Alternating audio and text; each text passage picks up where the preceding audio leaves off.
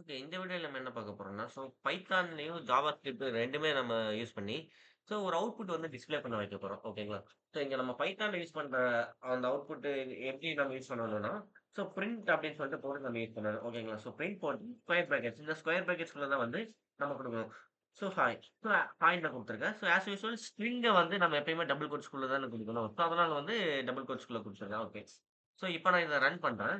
எனக்கு அவுட்புட் பாருங்க. கீழ எனக்கு ஹாய்ன்னு சொல்லிட்டு எனக்கு பிரிண்ட் ஆயிருக்கு. ரைட். ஸோ, அடுத்து நம்ம ஜாவா ஸ்கிரிப்ட்க்கு போய்க்கலாம். ஜாவா ஸ்கிரிப்ட்ல வந்து நம்ம எப்படி வந்து அவுட்புட் வந்து டிஸ்ப்ளே பண்ண வைக்க போறோம்ன்னு சொல்லிட்டு பார்க்கலாம். அதுக்கு நம்ம யூஸ் பண்றது பார்த்தீங்கன்னா, கன்சோல் டாட் லாக் அப்படின்னு சொல்லுவாங்க. ஓகேங்களா? Console dot log. இது வந்து டெவலப்பர்ஸ்க்கானது. ஓகேங்களா? நாம வந்து பைத்தான்ல வந்து பிரிண்ட்ன்னு பார்த்திருப்போம்.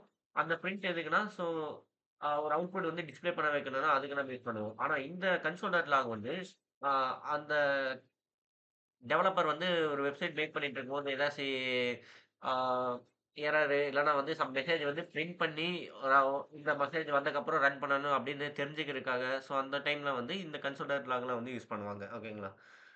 ஓகே. இதுல வந்து நான் இங்க ஹாய்ன்னு சொல்லிட்டு குடுக்குறேன்.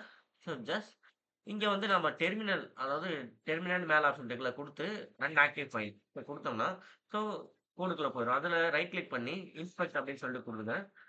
குடுத்த உடனே கன்சோல் இங்க பாருங்க கன்சோல் சிம்பல் இருக்கும். அந்த குடுத்த உடனே எனக்கு ஹாய்ன்னு சொல்லிட்டு பிரிண்ட் ஆயிடுச்சு.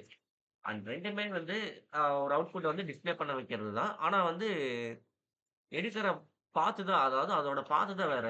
பைத்தானோட இது பார்த்தீங்கன்னா, ஒரு அவுட்புட் வந்து டிஸ்ப்ளே பண்ண வைக்கும். ஆஸ் யூசுவல் சேம் தான்.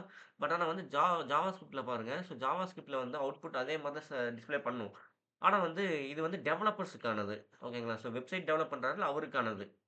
நீங்க இதுல போய் நீங்க இந்த மாரி அவுட்புட்ன்னு இருக்குன்னு சொல்லிட்டு பார்க்க மாட்டீங்களா? அதான். இது வந்து டெவலப்பர் என்ன நடக்குதுன்னு சொல்லிட்டு தெரிஞ்சு அந்த அவுட்புட் இது பண்றதுக்கு. ஓகே.